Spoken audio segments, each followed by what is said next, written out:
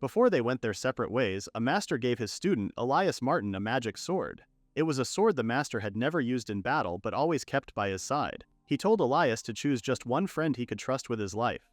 Then, with a proud smile, the master said Elias could now join the hero party. He waved goodbye and explained that everything had been arranged with the help of the royal family. Even though Elias had no magic at all, he still managed to keep up somehow. He was so shocked by the news he almost pooped his diaper. He couldn't believe he was going to join a hero party tasked with defeating the demon lord. At that time, Elias didn't understand that even without magic, he had a strange connection with the sword. He didn't know how powerful it really was. A few months after joining the hero party, they traveled to a place called Hell Pass to check out reports of demons. After defeating several monsters, they noticed there were still way too many left. A single wyvern wasn't that scary, but this place was packed with monsters. Even S-rank parties had trouble here. Seeing that the sword St. Thomas and Sage Isabella were worn out, Elias warned the hero Matteo that the enemy was too strong. Matteo snapped back, saying he already knew and didn't need to be told. He cursed and ordered everyone to retreat. Afterward, Matteo pulled Elias aside and asked if he knew what his role in the party was. Elias thought he was just another teammate, but Matteo was harsh. He said Elias was useless and didn't help at all that day. He gave 2 reasons why Elias was a burden. The first reason was that Elias lied. He kept saying they should follow a strange light on the path that no one else could see. Elias tried to explain that he really could see the light, and whenever they followed it, they always stayed safe. But Matteo didn't believe him. He thought it was just dumb luck. The second reason was that Elias couldn't use the magic sword. Wind swords could be activated naturally or by using special methods, but all magic swords needed a match with the user. Elias had that match, but he hadn't awakened the sword's power yet. Still, Elias didn't think he was a burden. He always did his best and supported the team even without using the sword. But Matteo silenced him and said it didn't have to be him in the party. After that, Elias went into the inn and dropped his tired body onto the bed. He didn't know what to do next. Ever since he lost his parents, it had always been just him and his master. He once believed that, thanks to his master's help, he had finally found teammates he could trust. But after what happened, he wished he had never gotten involved. He remembered his master's advice that having one person to trust was enough. Elias cried. He really enjoyed going on adventures with the hero party. But now that they had kicked him out, he decided to just become a regular adventurer. A few days later, he went to the Adventurers Guild and was greeted by the receptionist Erin. Elias was surprised she knew who he was. Erin knew that he was a part of the hero party. Elias told her he had already been kicked out, but she stayed cheerful. She understood that he was switching to adventuring. She claimed it was turning misfortune into opportunities. Her honest and positive attitude made Elias feel a bit better.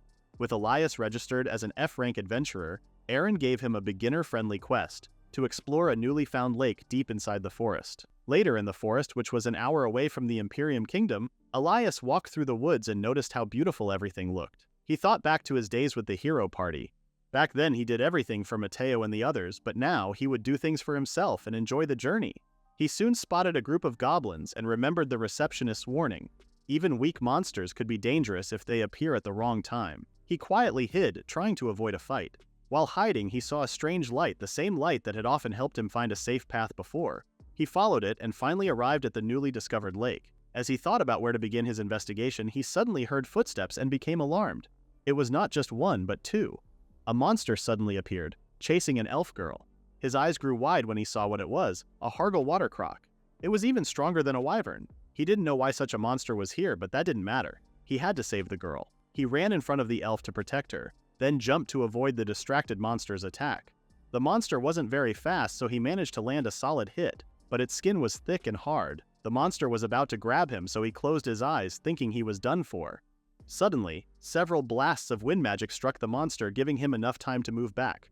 When he landed, he looked to the side and saw the elf. She had saved him using her wind/magic. He realized they could win by working together. He thanked her and told her that he planned to fight in front while she would support him with magic. But before they could start their plan, the monster looked at them and then dove under the water. The elf decided to draw it out using her magic. She sent sharp blades of wind into the lake. When the monster rose to the surface, Elias quickly jumped in to attack, but the creature reacted fast. He dodged, but its counterattack smashed a tree. Seeing that made him realize how dangerous the monster really was. If that hit had landed, he might have died. He moved closer to get the monster's attention, hoping it would focus on him. As he dodged its attacks, the elf kept hitting it with more wind magic, waiting for the right moment to strike. After taking several hits from the elf, the monster lost focus on its target. Elias saw a chance and attacked.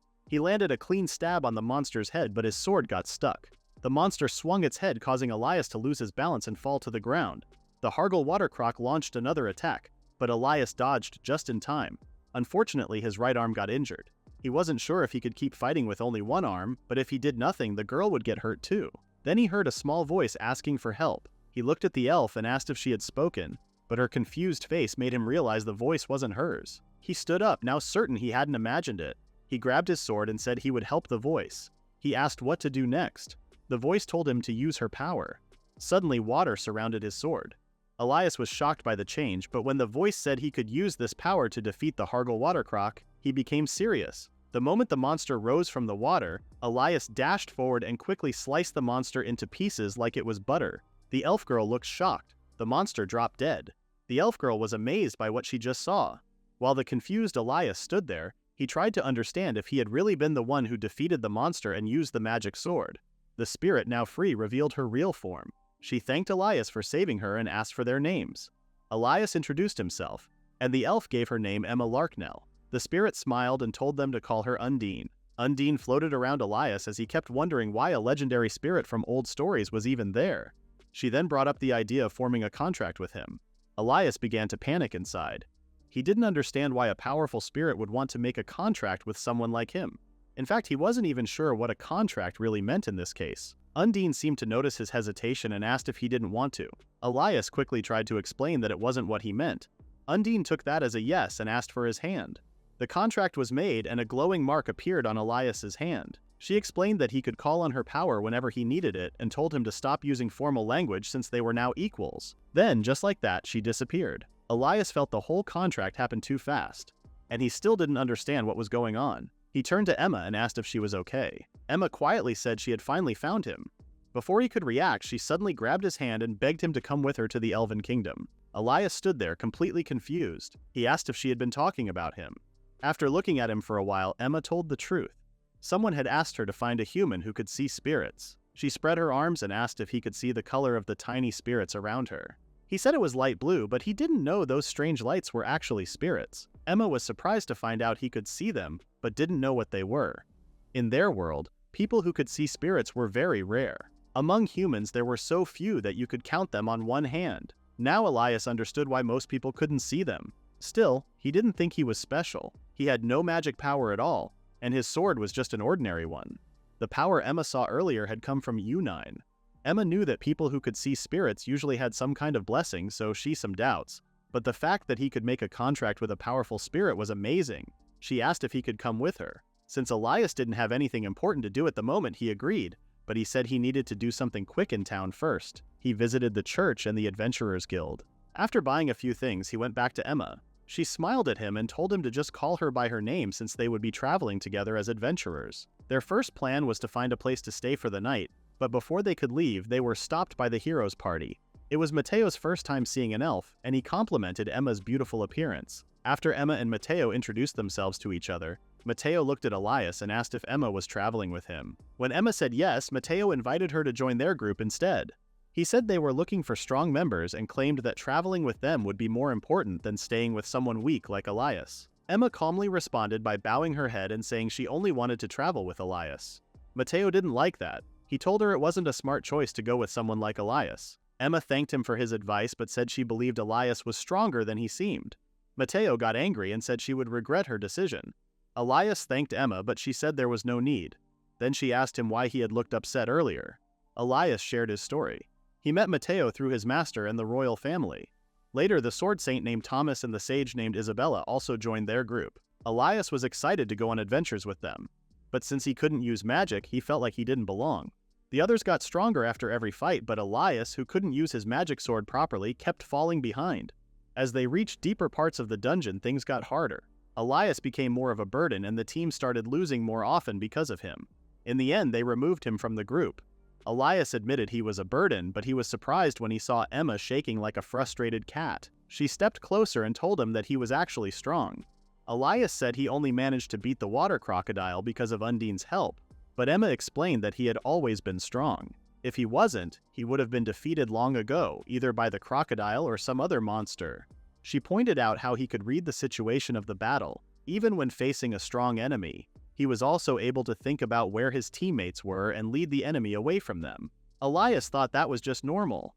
Emma made it clear that caring about others, even while in danger, was something only truly strong people could do. She said Elias didn't see his worth because the so-called hero party made him feel weak. She encouraged him to be confident because he was already strong. Her words touched him. After thanking her, Elias decided it was time to start believing in his own strength a bit more. After some time, they ran into a group of gangsters. Elias, the orc known as Your Daddy, took care of them without much trouble. Afterward, he asked how much farther it was to the Elven Kingdom. Emma told him it wasn't far and noticed that he had become stronger than before. It was mostly thanks to Undine, the spirit, helping him. But Undine explained that the power didn't come only from her. She said no one could control spirit power that well right from the beginning. When Emma asked if Elias was talking to Undine, he was surprised that she couldn't see the spirit. Undine then explained that when a spirit had a contract with someone, only that person could usually see them, unless someone else had a special spirit-like ability. Elias asked if there was a way for Emma to see Undine, even just for a short time. So Undine showed herself for a bit so Emma could see her. While the two spent time together in the background, Elias started to wonder why he could see both spirits and tiny micro-spirits, even though he had no magic powers. Undine guessed that it might be because of the magic sword. The sword had the power to connect with spirits, which also let the person holding it see them.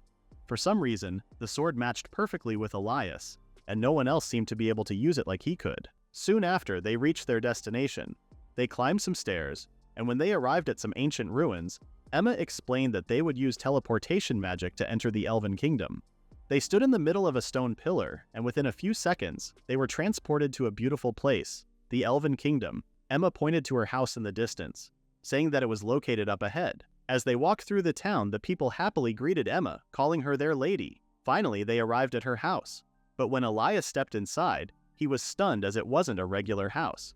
It looked more like a palace. He tried to ask Emma about it, but before he could, her mother appeared. Her name was Marl Larknull. She welcomed Emma back and asked who Elias was. Emma introduced him, and then her father came down the stairs. After greeting Elias, he introduced himself as Michael Larknull, the king of the country. This news shocked Elias deeply as he finally understood who Emma really was. He looked at Emma and asked if she was a princess. Emma quickly stepped closer and, feeling embarrassed, told him to stop using honorifics. He agreed, saying it would feel strange if he suddenly changed the way he spoke. The queen asked about their relationship, but before she could tease too much, Michael told his wife to stop, because it was making Elias uncomfortable. Michael then leaned in and quietly asked Elias what his real relationship with Emma was. Elias couldn't believe these two were really the king and queen. Emma pulled Elias closer and told her parents that Elias's sword was only 3 inches long.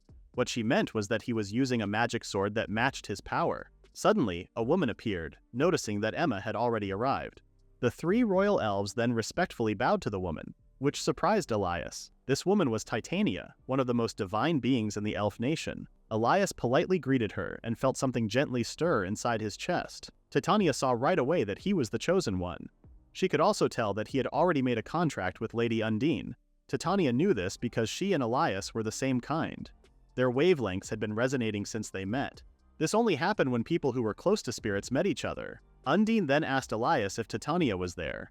When he called out her name, the king looked around trying to find Undine. Elias asked her to show herself to everyone, and she did. It had been a long time since Undine and Titania last saw each other, so they greeted one another warmly. Titania said she had met Undine a long time ago when she went on adventures with someone who had a contract with Lady Undine. Elias was excited to learn that there was someone like and asked where they were. Titania claimed Hat Person had passed away about 100 years ago. When she noticed Elias staring at her, Titania realized he was curious about her age, but she kept that a secret. Emma looked happy after completing her mission, but Elias felt sad. He realized he had misunderstood the situation. He had hoped Emma would stay as friends with him, but now he thought that idea was foolish. Seeing the look on his face, Emma panicked and explained that although Lady Emma had given her the mission to find him, she also had her own reason. She shyly admitted that she wanted a friend. As royalty, she had never had a real friend before. That was why going on adventures with Elias made her so happy. Their journey meant a lot to her, even if she wasn't sure he would believe it. Elias did believe her. When she thanked him, he told her there was no need to thank him at all. Now that everything was clear between them, Titania brought up the real reason she had called Elias there. She said there was something only he could do. She wanted him to save the world. Right now, high-ranking spirits were sealed away by the demons. Undine was one of them. Elias was left confused since Undine recently helped her fight the crocodile. Undine explained that when Elias first met her, she had been sealed too. But because they drove away the creature guarding her seal, the water crocodile, Undine was able to lend Elias some of her power temporarily. Still, she couldn't break the seal on her own. Spirits and angels were natural enemies of demons. In a few years, demons were expected to become more active. When that happened, they would go after the sealed high-ranking spirits first. That's why the spirits needed to be rescued before it would be too late. Only someone chosen by the spirits, someone loved by them, could do it. Some demons could only be defeated by someone who used spirit magic. Saving the spirits would indirectly save the world. Titania truly believed this. Elias glared at his magic sword and thought that saving the world was such a huge thing to ask. He wondered if he could do it. Emma can see him conflicted. Titania didn't expect Elias to agree right away. She also told him that there was another sealed spirit nearby.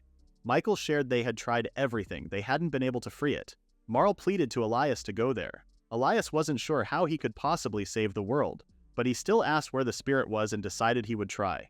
The two of them went to find the spirit that was sealed inside a cave. But there were also monsters around, so Emma reminded Elias to be careful. She noticed that he was walking stiffly, like a robot, and asked him what was wrong. Elias felt nervous. He had been thinking about what was ahead and couldn't understand how someone like him could possibly save the world. It made him feel overwhelmed to the point of giving him stomach aches. Emma told him not to worry about saving the world right now. She said he should just focus on saving the spirit. At that moment, he was there for Spirit, who was the elves and Undine's friend, not for the whole world. Thinking that everything depended on him was just too much. She advised him to let go of that pressure. All they needed to do now was help the spirit who was sealed. Elias understood that she was right. He needed to focus on what really mattered. He didn't have to make it complicated. He was there because he cared about his friends. So he looked at Emma and said they should keep going. The two soon came across goblins and fought them. The goblins were like chopped vegetables flying around Emma. She quickly got rid of them using her magic and received praise from Elias. The place they were in was strange. Even though it was a cave, the plants and trees inside were glowing. As they went deeper, Elias wondered where the shrine was. Undine then whispered to him and they discovered a huge door. When they entered, they saw tiny spirits floating around. Elias noticed a large rock and wondered if it was a statue. Just then, Emma pointed toward a shrine, and at that moment the statue's eyes lightened up and the door behind them shut.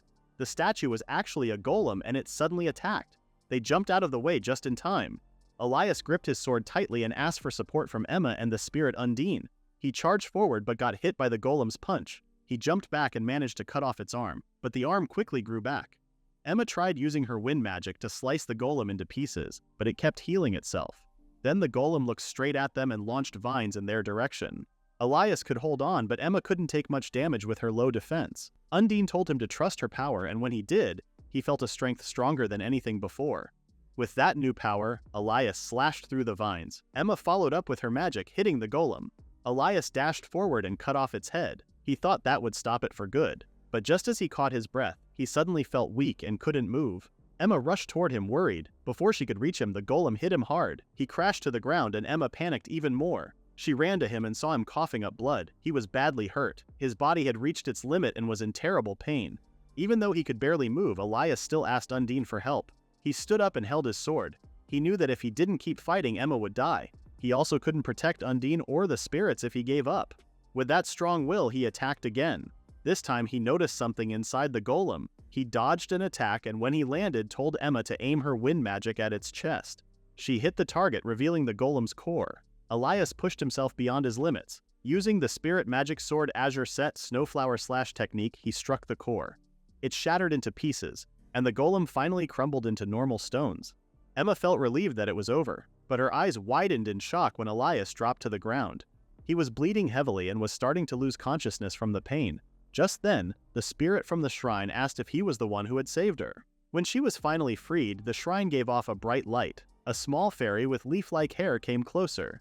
She introduced herself as Dryas. To thank him, she said she would heal him. But first, she needed to make a contract with him. She touched his hand, and once the contract was complete, she stretched out her arm and healed him fully. She proudly said she was skilled in healing and support magic, and told him he could call for her anytime he needed help. Elias then realized something. Just like the water crocodile was the key to breaking Undine's seal, the golem had been the key to freeing Dryas. As the two spirits hugged each other happily, Elias asked why the high-ranking spirits had been sealed in the first place. Instead of answering, Undine asked if he knew about the Demon King's return. Elias and the hero group already knew, because their mission was to defeat the newly revived Demon King. Undine then explained that the seal from 200 years ago had been broken. The Demon King hadn't been reborn, but he had been brought back to life. This surprised both Elias and Emma. Undine continued, 200 years ago there really had been a Demon King. The hero back then died fighting him. After that, the hero's friend, who was a spirit mage, managed to seal the Demon King, but doing so cost them their lives. As a result, the high-ranking spirits were sealed too. Just when Elias was still shocked from this piece of information, someone suddenly appeared. One of them said the high-ranking spirits were even more troublesome than the hero. Because of that, they needed to be eliminated right away for the sake of the Demon King who had been resurrected. Elias and Emma were shocked to see demons. They all stood in silence, staring at one another. Then the demon said his name was Laris. When he saw the broken golem, he started thinking about how to explain it to someone. Elias reached for his sword and was about to tell Emma to stay back, but before he could touch it, Laris appeared in front of him and attacked. Elias used Undine's power to block it, but the force still sent him flying into a wall. As he tried to get back on his feet, Laris came at him again. Elias barely blocked the second strike. Laris didn't seem impressed. Even though Elias had the spirit's power, this was all he could do. Elias realized that Laris was much stronger as he had attacked using only one hand. Laris then noticed the sword Elias had. He didn't understand how a kid like him got it. But he didn't care. Anyone who could use a spirit's power was too dangerous to keep alive, so he decided to end him too. Elias shut his eyes, waiting for the final blow. But just in time, a man stepped in and blocked Laris's attack. It was Elias's master. He said Laris looked like he was enjoying himself and asked if he could join the fight. Then the master glanced at Elias, confused about why his student was there. But Elias was just as confused about why his master showed up. Laris sighed, frustrated that things had become even more troublesome than he expected. Elias's master, on the other hand, looked excited. He had finally found Laris. The master told Elias to step back and then jumped into the air to face Laris. Their clash left a visible mark mid-air. The power of their strikes was so strong that it almost blown away Elias and Emma. They clashed again, and once more their strength left traces in the air. The two weaker fighters who watched them were shocked by their power. Laris launched several attacks, but the master dodged them all. Then, the master tried to end the fight by calling down a rain of fire and rocks. Laris thought it was useless if none of them landed. He dodged everything, but didn't realize it was just a trick. The magic attack was merely a distraction. Elias's master suddenly appeared behind him and tried to strike. Laris managed to turn around and block it with his twin swords. He still got hurt in the hand, and now that he was angry, he decided to kill Elias.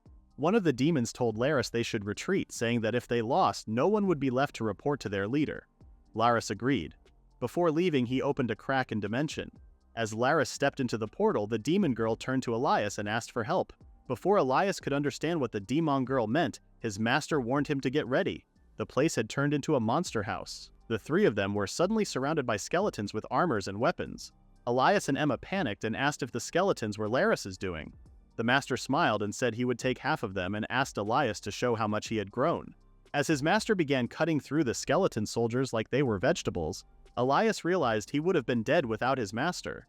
Now that he had another chance, he knew he had to become stronger to protect his friends. 3 skeletons ran at him, but he defeated them easily with Undine's power. Earlier, when he blocked the golem's attack, he had released too much power at once, and it drained him. But when he finished the golem, it felt different. He wondered if he could do it again. Still, the enemies kept coming. He froze for a moment and almost got hit, but Emma saved him with her wind magic. She reminded him to stay calm and believe in himself. She was right. He needed to trust his friends and his own strength. He pictured it in his mind and chose to fight using both Undine's power and his own. He formed a large mass of water with his spirit sword, Azure, second form Gibble, and launched it like a meteor at the enemies. Emma watched in awe as a storm of water blasts wiped out the monsters. Undine praised him for learning how to use her power, and he thanked her. Standing on top of the defeated skeletons, Elias's master silently praised him and told them the battle was over. After Dryas healed them, Elias thought about how the demon had gotten so far. He felt uneasy about how the demon girl had acted earlier. He looked at his master and wondered how he knew about demons. His master simply slapped him on the back and told him not to worry too much. They were still alive, and that was what mattered. Before they left the cave, the master seemed glad that Elias was getting along with his companion. He then introduced himself to Emma as Leonardo Arctic. Knowing that Elias was part of the heroes group, Leonardo asked where the others were. When he found out that Elias had been kicked out, he looked annoyed. Elias simply explained that a lot had happened since then. And now Elias was traveling with Emma. While they were on the road, Elias asked Leonardo about the magic sword he carried. It had been bothering him. Leonardo didn't seem like the kind of person who would use that kind of weapon. Elias thought that if he learned who the sword really belonged to, he might understand more about the spirits connected to it. He asked his master if he could share the story behind the sword, but Leonardo just turned around and said it wasn't the right time. It all depended on Elias. More importantly, he told Elias to return to the Elf Kingdom first. Elias angrily asked why just him. With a serious tone, Leonardo told him to just do it. Elias was taken aback. Leonardo then turned to Emma and asked for a talk. He claimed he had something important to tell her. Elias silently broke into cold sweat. Leonardo and Emma stayed in the forest because Leonardo wanted to talk about something important. Emma didn't know what it was, so she felt a little curious. Leonardo asked her what she thought about Elias. Emma said she hadn't known Elias for very long, but she noticed he was different from other people. He didn't treat her like a princess. Instead, he treated her like an equal, like a teammate. She said she wanted to keep traveling with him. But then, Emma's calm face changed. Fear showed in her eyes. She could feel that Leonardo's mood had shifted. The air felt heavier around them, and his cold stare made her nervous. Even though she was scared, Emma didn't stay silent. She told Leonardo that even if she hadn't known Elias for long, she believed he was a friend she didn't want to lose. Leonardo stepped forward and suddenly dropped to his knees. He lowered his head so far that his forehead touched the ground. He said he was sorry. He told her he didn't mean to frighten her, he just wanted to know if she truly saw Elias as a teammate. To him, Elias meant a lot. Emma already understood that. She had noticed how Leonardo treated Elias almost like a son. Her words made Leonardo feel a little embarrassed, and he asked her not to tell Elias. Emma just smiled. She thought the way they acted really did seem like a parent and child. Then Leonardo sat down beside her and shared Elias's past. When Elias was only 4 years old, he had lost his parents. After that, Leonardo had taken care of him and raised him like his own child. He believed that Elias wanted to help people because he knew what it felt like to lose someone. That pain was also the reason why Elias trained so hard with a sword. More than anything, Elias was scared of losing someone again. Because of this, Leonardo asked Emma to stop Elias if he ever acted without thinking. Emma gave her promise. Leonardo thanked her and said he was glad she had become Elias's friend. Later, Elias sat on the stairs and waited. When Leonardo and Emma arrived, he quickly walked up to Emma and asked if his master had done anything strange. He found it suspicious that she had talked with him alone. Emma just laughed at their small argument and said everything was fine. She even said they got along better now. Elias and Leonardo kept arguing for a while until Lady Titania said she was happy they returned safely. The king was also glad to see Leonardo again. When Elias noticed how familiar they were, he asked Leonardo if he knew the king. Leonardo said he did. Titania thanked Elias for breaking Dryas's seal. When she said that, Elias remembered something important and asked her to listen. He told her about the 2 demons they had met. Titania was surprised to hear the demons were already making plans, but she felt better knowing everyone was safe. Elias said it was only because his master had appeared in time. Titania became quiet, then reminded Elias of what she had said the day before. It was about saving the world. She told him time was running out and asked for his answer. Elias admitted he was scared. Right now, he wasn't strong enough to win. Fighting Laris showed him how big the gap in power was. But because the spirits were being hunted, and both Undine and Dryas had asked for help, he made up his mind. He wanted to get stronger so he could protect his friends and help save the world. Everyone felt touched by what he said. Titania thanked him again, then looked at Emma. Elias thought it might be time to say goodbye to her. But to his surprise, Emma leaned closer and said she would go with him. Elias meant a lot to her. They shook hands, both happy to face the journey together. After they made their choice, Titania told them about the fire spirit named Salamander. He lived in the land where the dragon folk stayed. She asked if they wanted to go there, and they said yes. Titania warned them that the journey would get harder from that point on. She asked them to be careful. Before they left, the king asked Elias to take care of his daughter. Leonardo also told him not to make Emma cry. Elias gave a quick reply, and everyone wished them well as they left. Elias and Emma used teleportation magic, just like they did when they first came to the Elf Kingdom. But this time, they weren't sure where exactly they would end up in the Dragonfolk's land. Elias knew it would be different from their last trip. He began to wonder if the spirits Undine and Dryas knew anything about Lord Salamander. Undine said they did. She shared that Salamander was a lonely spirit. This made Elias wonder where Undine and Dryas stayed when he wasn't calling them. They explained that they lived in the spirit world. A long time ago, many powerful spirits lived there.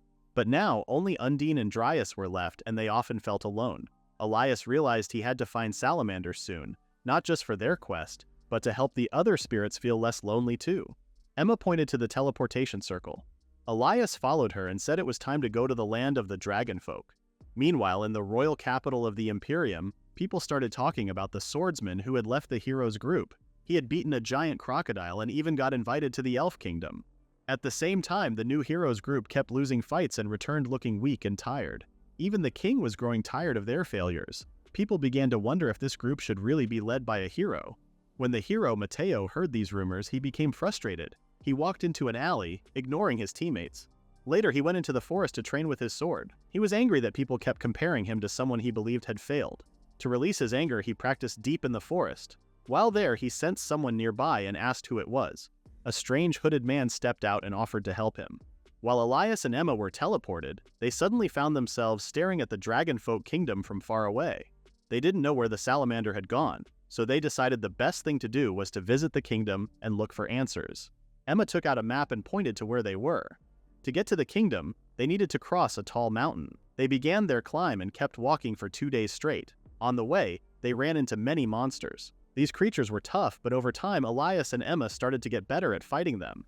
Things were going smoothly so far, at least that's what Elias thought. But soon, something strange started happening. They reached a place that looked very familiar. After a while, they realized they had already been there before. Even though they kept moving forward, they somehow ended up in the same spot again and again. It felt wrong. Elias began to think something wasn't right. He asked Emma for a favor. He told her to punch him. At first, Emma was confused and unsure, but since Elias just wanted to test something, she agreed and gave him a strong punch. Elias was surprised by how hard it hit, but the pain helped him figure something out. They were trapped in an illusion. Elias explained that there were 2 main kinds of illusions, one placed on a person and one placed on a place. If the illusion were on a person, it would feel like a dream, and in dreams, people can't feel real pain. But because Emma's punch actually hurt, it meant the illusion was in the place itself. When a place is under an illusion, there's always a secret way out. They just had to look carefully for any spot that seemed odd or looked out of place. That would be the key to escaping the illusion. Elias and Emma kept walking, fighting monsters as they went. But they still couldn't find a way out. They felt exhausted, so they sat on a rock to rest. While catching his breath, Elias noticed a small red light floating nearby. He grabbed Emma's hand and followed the light, which led them toward a strange-looking space up ahead. When they finally reached it, they stepped through, but found a dragon waiting on the other side. The moment they crossed, Elias turned back into his real monstrous form. He was surprised and confused to be facing such a powerful creature. The dragon noticed that they had escaped an illusion and assumed they were connected to the demon it had seen earlier. Elias tried to show they meant no harm, but the dragon didn't believe him. It attacked right away, flapping its wings hard and creating a strong wind. Elias and Emma jumped aside just in time. Elias landed on a rock and tried to explain again, but the dragon still didn't listen. It opened its mouth and breathed fire, but Elias managed to dodge it again. Realizing they couldn't talk their way out of this, Elias and Emma knew they had to fight. Then Elias saw something that changed everything. Several young dragon children were lying unconscious nearby. He quickly understood the reason behind the dragon's actions. It was trying to protect them. He also noticed a cracked rock hanging above the children, ready to fall at any second. As the dragon prepared its next attack, Elias didn't dodge this time. Instead, he ran straight toward the dragon children. The dragon seemed surprised, noticing Elias wasn't avoiding the blows anymore. But Elias kept his focus on the falling rock. He knew he couldn't reach the children fast enough, and a normal sword strike wouldn't stop the danger in time. In his mind, he pictured a stronger, faster move. Then he used a new technique called Spirit Magic Sword Azure 3rd Style, Water's Origin Slash. He swung with all his strength, and the slash flew forward. It cut the dragon's side and continued toward the falling rock, hitting it just in time and knocking it away from the young dragons. Once the danger had passed, Elias took a deep breath, his body shaking from the effort. Emma hurried to check on the children. The dragon, now calm and watching closely, realized Elias had used the power of high spirits. It turned to him, no longer angry, and began to wonder if Elias really wasn't an ally of the demon after all. After a while, Elias used his Spirit Magic Sword technique called Green First Style, Area Healing, to help heal everyone. Once they all started feeling better, he thanked Dryas. Dryas calmly said it wasn't a big deal. The dragon was surprised that Elias had made contracts with not just one but 2 strong spirits. He bowed his head and said sorry for jumping to conclusions earlier.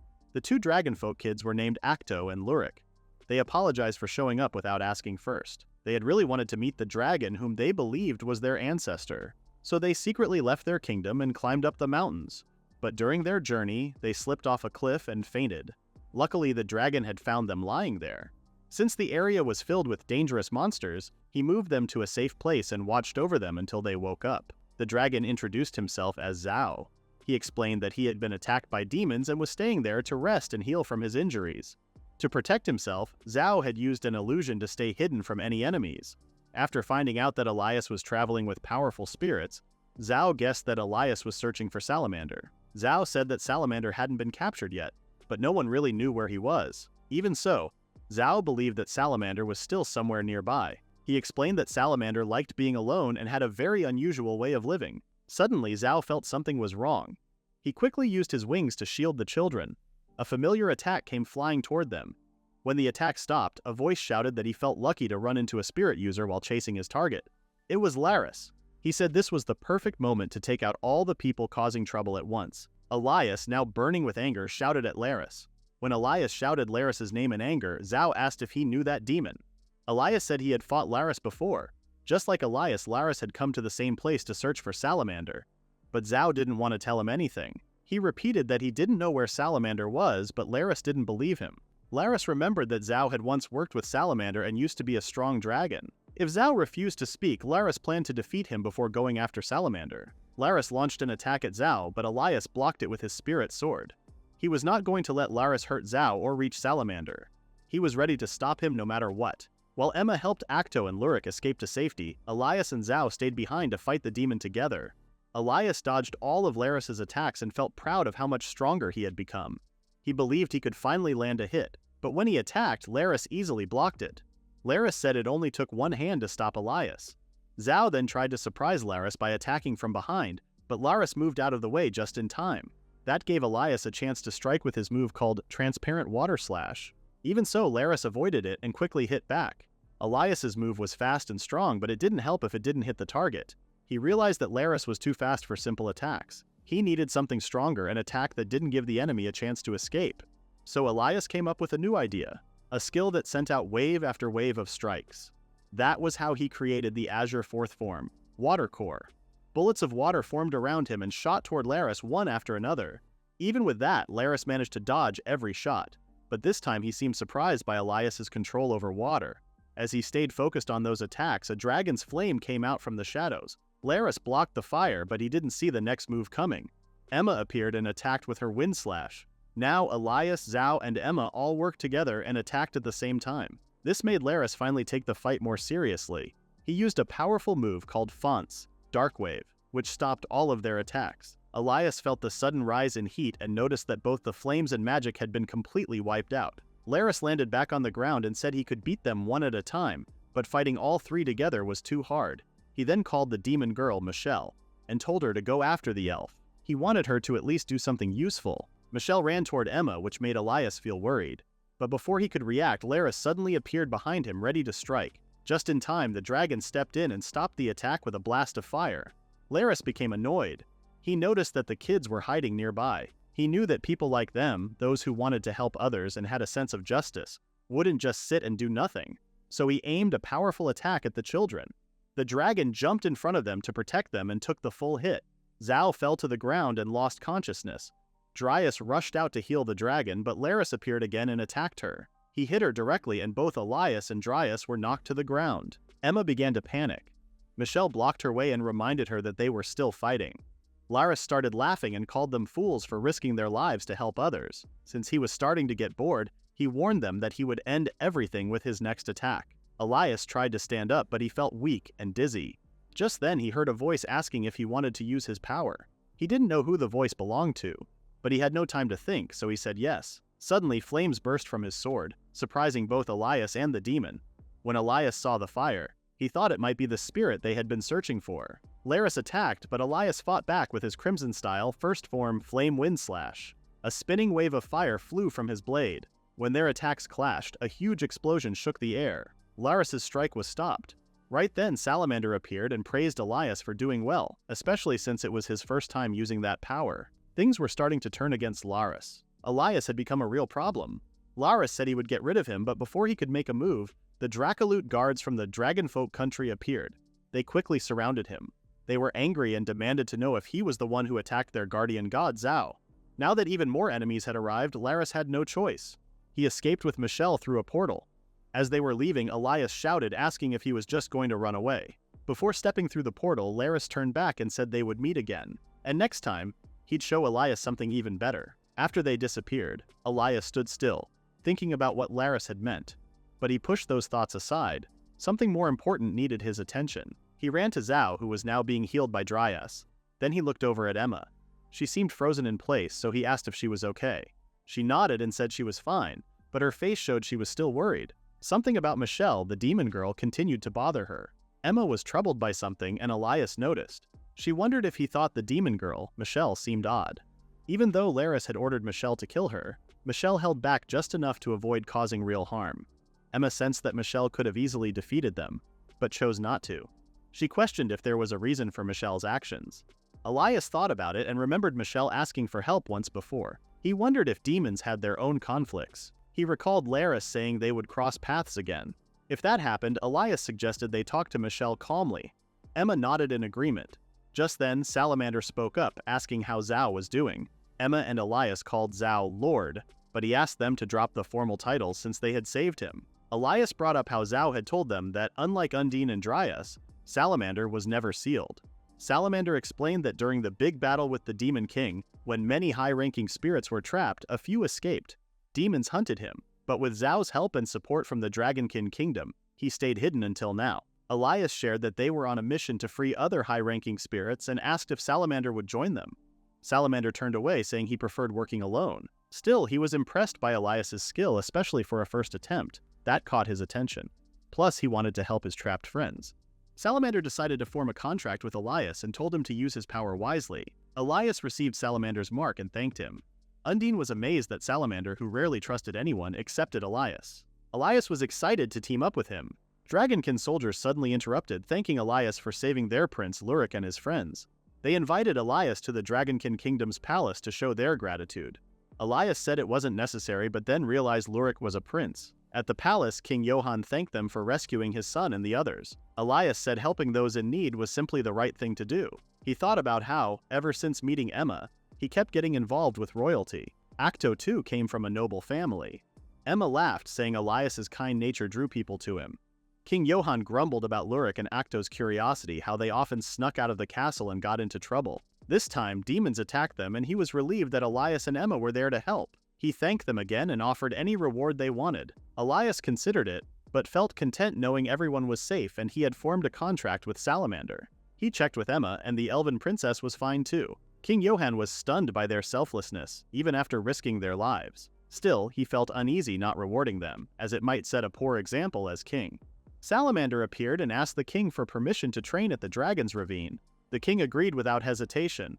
Elias asked what kind of training it was. Salamander said he'd explain more when they got there, but for now he told them to rest and prepare to head out the next day. The next day, Elias and his group reached the dragon's ravine, where Zhao waited. Elias asked about Zhao's injury. Zhao said Dryas had healed him completely. He thanked Elias properly for protecting Salamander and the kids. Elias insisted he should be the one giving thanks. He then asked Salamander about the training. Salamander explained he noticed something while watching Elias fight the day before. He reminded Elias that few could handle the power of high-ranking spirits like he did, showing a natural talent. Elias felt shy from the sudden praise, but Salamander warned that, at his current level, Elias would surely die. He pointed out that Laris hadn't fought seriously the previous day. Elias only blocked her attack because she was caught off guard, and that wouldn't happen again. Elias admitted he survived only with Zhao and Emma's help. Salamander stressed that Elias's current strength couldn't match a serious Laris, as demons were naturally powerful.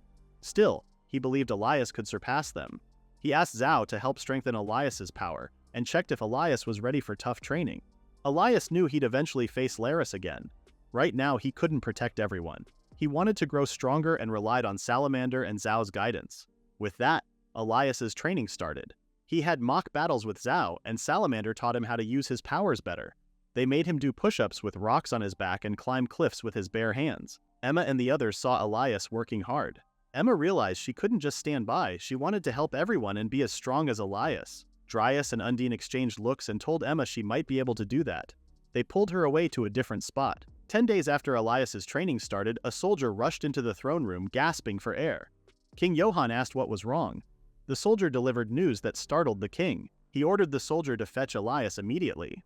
Elias and Emma returned, and the king apologized for interrupting their training. Elias reassured him, saying they had made good progress. He asked about the urgent matter. The king, still shaken, explained that reports from Imperium warned of a grand march of demons. Elias was stunned. The king added that monster hordes had begun invading nearby regions, and soon they would likely overrun the capital. Elias realized this was the event Laris had hinted at before escaping. The king shared another troubling report. The invasion started because the hero had joined forces with the demons. Elias couldn't believe it.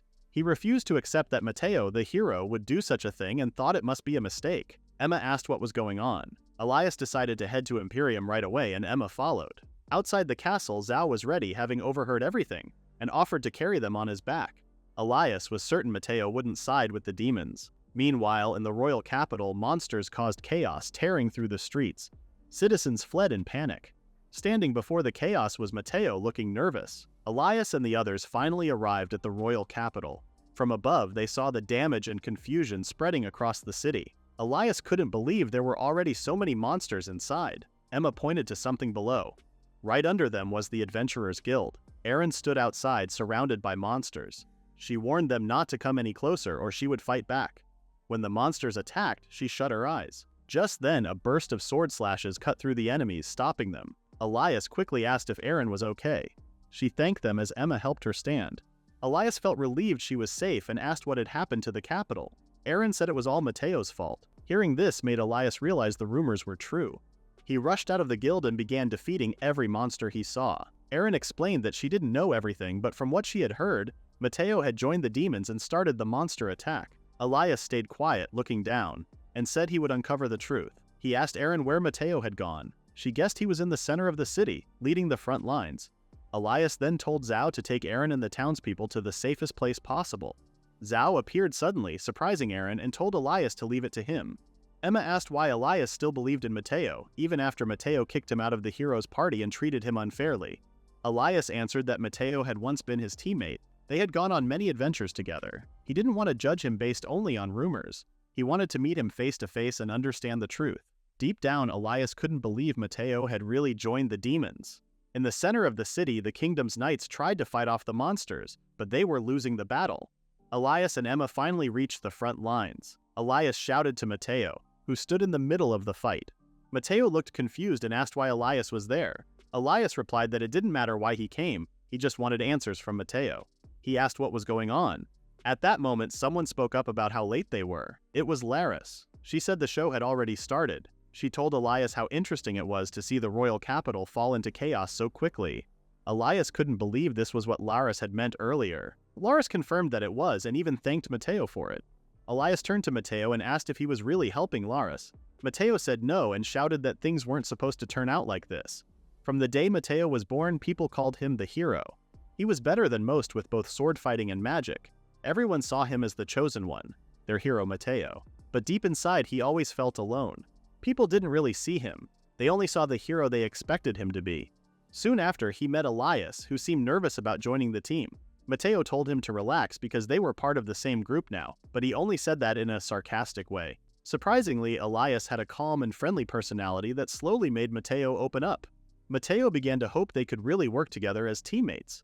For the first time, Matteo felt like someone saw him as an equal, not just as a hero. He had Thomas, Isabella, and Elias. The time he spent with them brought him real happiness. But that happiness didn't last. Matteo soon faced something he wasn't ready for: the real power of the demons. It was his first time experiencing such strong enemies. Many times they returned from battles badly hurt. Matteo didn't want to admit it, but he had reached the limit of what he could do. He believed that a weak hero was useless, and that thought ate away at him. He started blaming his own teammates. He couldn't help but feel jealous of Elias, who, even without magic, kept fighting bravely to protect everyone. In the end, Matteo sent him away. Back in the present, Thomas and Isabella, who were also fighting on the front lines, saw Matteo and Elias speaking. Matteo said the situation was ironic. The person he once exiled out of anger was now doing great things on his own. At the same time, Matteo felt like his own weaknesses were becoming more obvious. Even though people had once praised him as the hero, their looks slowly turned cold until no one supported him anymore. That was why he gave in to temptation. For the sake of gaining power, he told the demons when the royal capital would be unprotected. His decision caused everything that followed. Thomas and Isabella looked at him with worry. Laris couldn't believe that heroes could be fooled so easily. Still, she thanked Matteo for revealing when the capital's defenses would be at their lowest. She said the fall of the kingdom was for the good of the Demon King, and it all happened because of one foolish hero. She called Matteo completely hopeless and laughed out loud. At that moment, something flew past Laris and cut her face and hand. Elias told her to be quiet and not to laugh at his comrades anymore. Emma and the others watched as Elias walked over to Matteo. He reminded Matteo that he was a hero, but he also knew that the title had pushed Matteo into a hard place, making him carry everything on his own. Elias grabbed him and told him to lift his head and look around. He asked angrily if Matteo really thought he was all alone. He pointed out that Isabella, Thomas, and even Elias himself were there for him. He said Matteo was not alone at all and told him to rely on his comrades more. Matteo's eyes filled with tears. This was the Elias he remembered. Even after being exiled, Elias still treated him as an equal. His strength was something Matteo both admired and felt jealous of at the same time. Laris couldn't believe they were acting like comrades after everything that had happened. She called them pathetic and ordered the nearby monsters to attack the heroes. Elias raised his sword, ready to fight. Matteo then admitted it was Elias he didn't want to lose to. That was the reason he couldn't bring himself to ask for help. But now, with things getting worse, he realized he couldn't handle it alone. Tears ran down his face as he asked Elias for help. Just then, a monster tried to attack Matteo while he was unguarded, but Elias reacted quickly and cut the monster in half with a fiery slash. He said he would help because they were still comrades. Matteo was surprised but thankful. Elias told him to pick up his sword, and together they would defeat Laris. Elias and Matteo worked together to fight Laris. They jumped toward him, ready to strike. Elias tried to use a technique, but someone suddenly interrupted him. It was Michelle. With just one hit, she knocked Elias back. She also kicked Matteo, sending both heroes crashing to the ground. Even so, Elias had already expected that Michelle might show up. Laris praised Michelle for doing well and seemed pleased that she was finally starting to understand her role. He reminded Michelle that their past matters were still not over. Michelle stayed quiet, her face showing sadness, and Elias began to wonder what was really happening. Then Laris apologized for interrupting their entrance but said it wasn't necessary for him to fight. She told Michelle to take care of everything instead. Laris flew into the sky and said he would just watch from a distance. Elias tried to stop her, but at that moment monsters began to attack them. Elias quickly dodged and used a new move that combined his fire and wind powers. He called it Flame Wind Slash.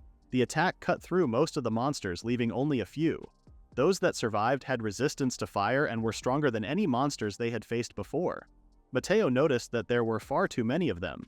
At this rate, they would never reach Laris. Suddenly, someone told them to get out of the way and they both jumped to the side. A powerful storm of sharp wind blades wiped out the monsters. It was a team attack from Emma and Isabella. Thomas also stepped in, saying he would help in the fight. He believed that if they all worked together, they could clear a path to Laris. But Michelle was still there and blocked their way. She kicked Thomas hard, sending him flying. Elias rushed to help his old teammate and offered to heal him. Thomas refused, saying he was lucky enough not to get hit in any dangerous areas. At that moment, Elias realized something important. Matteo complained about how strong Michelle was and said they would be defeated if they didn't all fight her at once. Suddenly, Elias told the others to leave Michelle to him. Matteo was confused and asked what he meant. Elias repeated his request. Matteo eventually gave in and figured Elias had a plan. He told Elias they would handle the monsters instead. He also asked Emma to support them with her magic from behind. This time he put his trust in Elias. Elias thanked him. Elias then went up to Michelle. She called him arrogant for trying to face her alone. Since he came, she decided to kill him first. But just as she raised her sword, Elias let go of his. Michelle was caught off guard and stopped her sword before it reached his neck. She started to ask why, but Elias cut her off. He said he knew she didn't really want to fight. He reminded her how she missed hitting Thomas in a vital spot earlier. Even back at the Elf Shrine and the Dragonkin village, she didn't try to kill them and made sure they survived. He asked why she was following Laris and what her reason was. Michelle stepped back and told him to be quiet. She said there was no point in explaining anything. She was shocked Elias had even come. She said she never wanted to drag him into this. Her words left Elias confused. At that moment, Elias heard someone shouting. Monsters had broken through and were heading straight for Emma. Emma closed her eyes as they surrounded her. But just in time, Elias rushed in and cut down the monsters. He ran to Emma and asked if she was okay. Before she could answer, another monster suddenly attacked them. Elias didn't have time to defend. To their surprise, Michelle stepped in and defeated the monster, saving both of them. Emma was shocked and asked why she helped. Michelle said it was because the two of them looked alike. When she saw them, she was reminded of her own brother and sister. The Oni race was different from most demons. They were known for avoiding fights and preferred to live in peace. Michelle lived a quiet and happy life with her older brother, younger sister, and the rest of their tribe. But one day everything changed.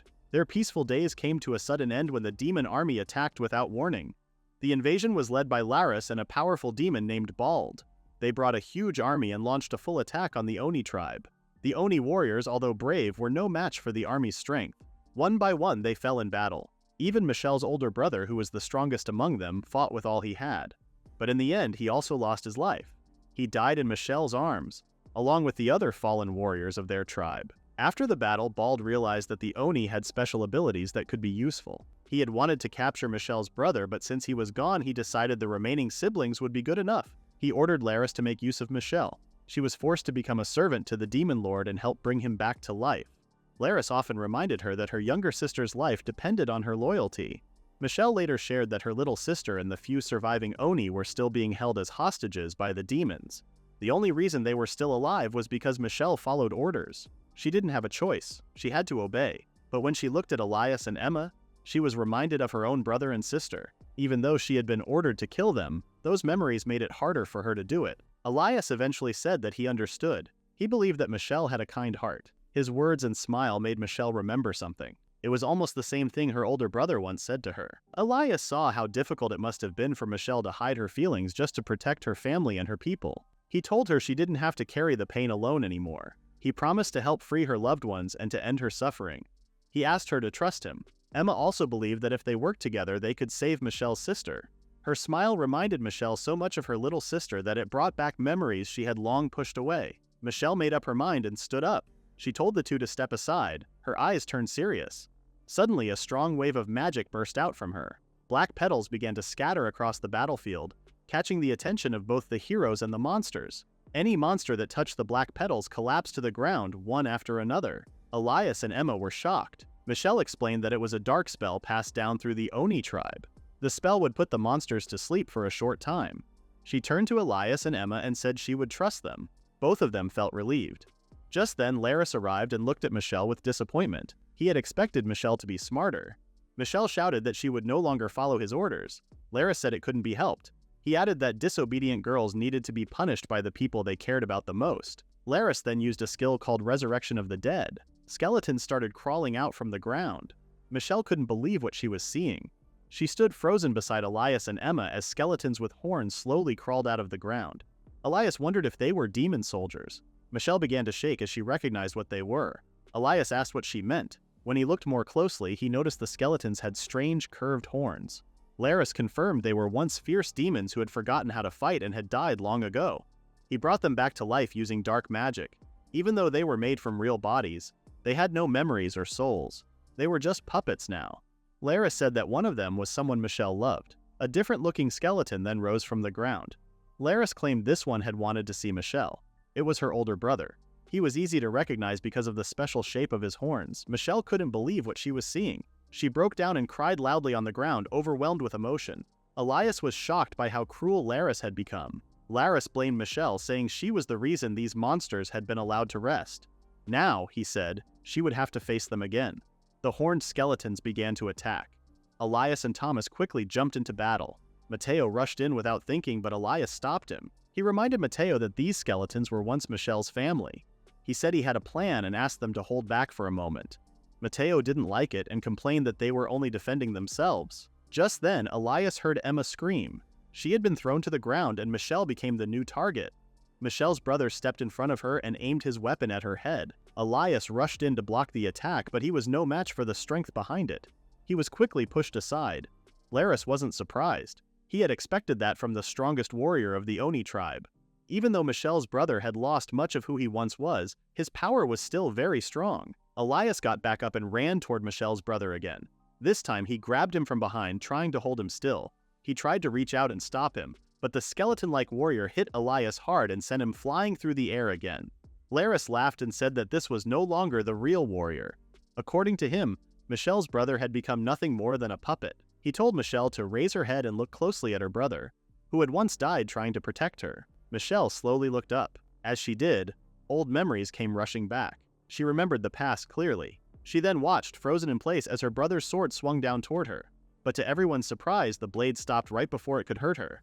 Michelle, Elias, and even Laris were shocked. Suddenly, Michelle's brother began to speak. He told her to run and escape. Tears rolled down Michelle's cheeks as she remembered his final words, the same words he had once told her and their sister. To survive no matter what. She cried harder and slowly reached out, trying to touch his face. At that moment, a sudden wave of dark energy burst out from Michelle's brother. Laris was surprised that her brother's soul was still whole after everything that had happened.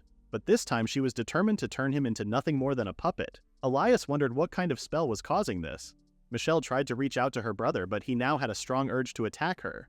Just in time, Elias stepped in and saved her. After making sure she was okay, Michelle quietly looked at her brother and then asked Elias for help. She said she wanted to set everyone free. Michelle believed that Laris had used a spell connected to souls of the dead and that there might be a memory left behind. She thought the body of the dead person was sealed inside a special item and then controlled. If that was true, then it might be a type of magic used by the Oni tribe. Elias explained that once this kind of magic was broken, the souls would vanish. He asked if Michelle was really okay with that. Michelle said she didn't want her brother to suffer anymore. She believed that they were the only ones who could end his pain and save him from the nightmare he was trapped in. Elias understood and agreed to help set them all free. However, Michelle didn't know where the medium was. Elias then guessed that there might be a black crystal involved and that breaking it could release everyone. Laris didn't like that idea. He warned them that breaking the crystal wouldn't be easy, especially with the power they had. Elias replied that they wouldn't know unless they tried. He told Mateo he would go after the crystal and asked him to help. Mateo confidently said they would handle the undead and give Elias the time he needed. Laris then said he felt sorry to ruin their plan. He reminded them that during their last fight, he had only used half of his power. He revealed that he came from the Dragon Clan, a group known for being strong warriors. Elias knew he couldn't defeat Laris with the strength he had, but he had trained hard for this moment. He called out Undine, and Laris laughed at him for doing something so predictable. Then, to Laris's surprise, Elias also summoned Salamander. Laris was shocked to see more than one spirit appear at the same time. Instead of using just one spirit, Elias chose to combine their powers. He mixed water and fire together. Even Laris stepped back, thinking it was safer to avoid whatever Elias was about to do. Just then, Michelle said that Laris wouldn't be able to get away. Chains suddenly appeared and wrapped around him. Laris realized it was the binding technique used by the Oni tribe. Michelle said she wouldn't let him do whatever he wanted anymore.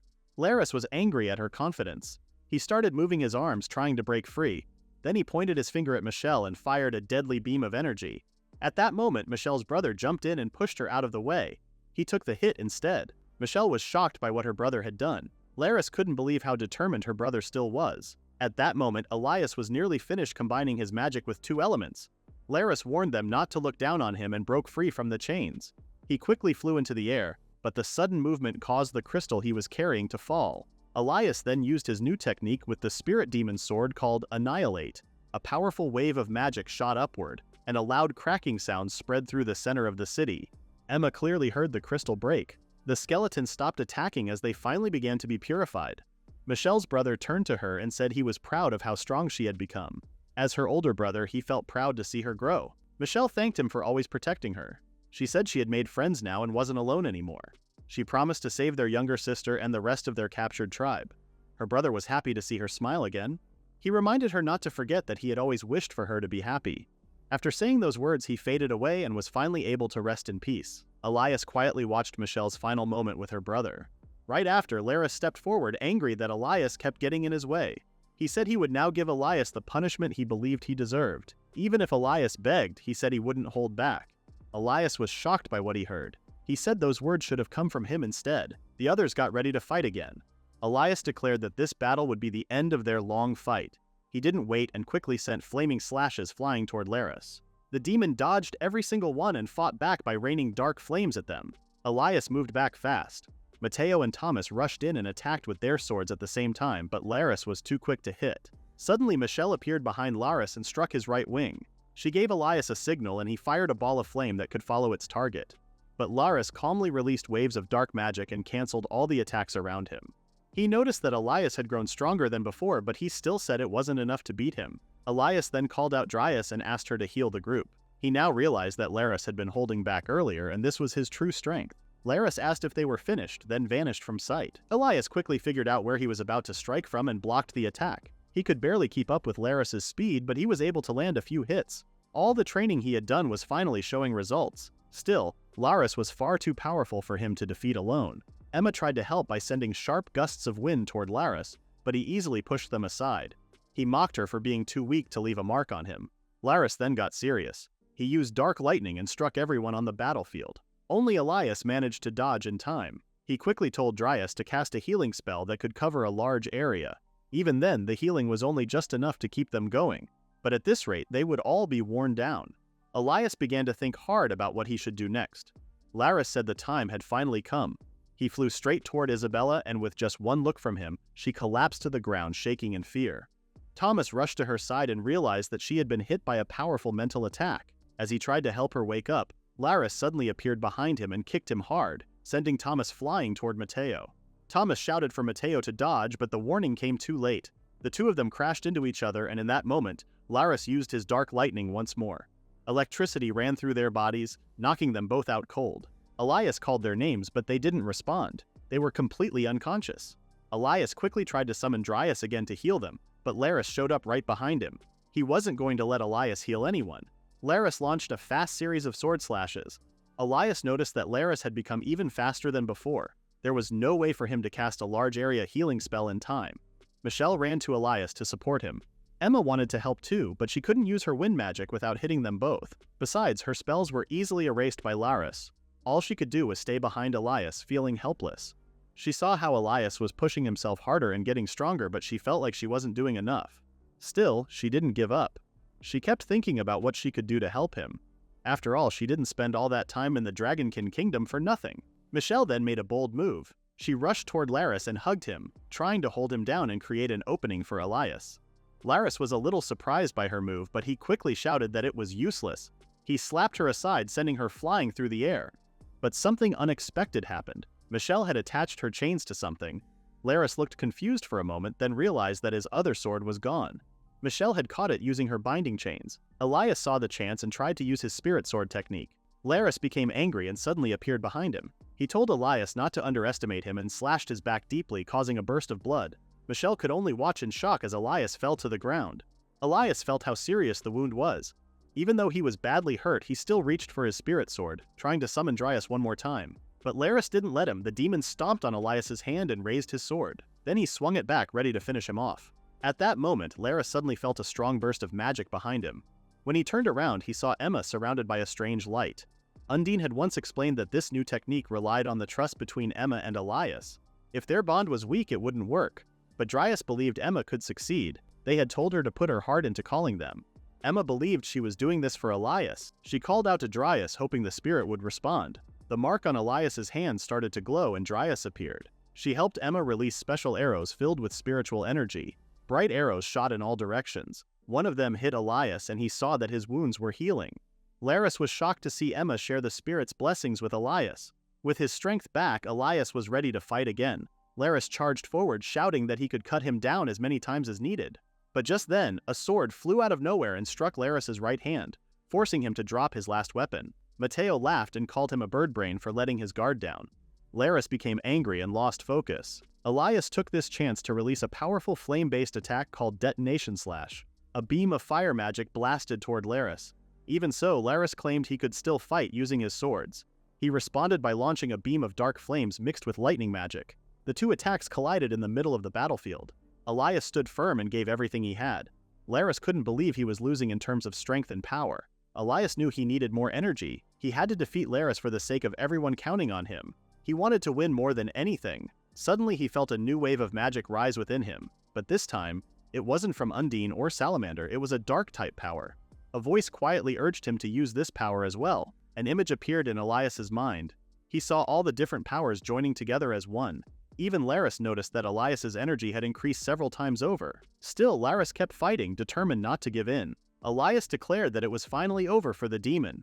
Then he gathered the strength of the four spirits within him and released a powerful mixed attack using all four elements. He named the move Super Fusion. The combined force of the attack overwhelmed Laris completely. His body was left broken and weak. He couldn't believe a regular human had defeated him. The shame reminded him of a memory from long ago when he had been defeated by two other people. Now he understood the truth. The sword Elias was using once belonged to those two. Laris couldn't believe he had reached such a humiliating end, just like before. As he called out to his superior, Bard, one last time, Elias struck and cut him into pieces. Emma and Michelle felt relieved and happy to see Elias win.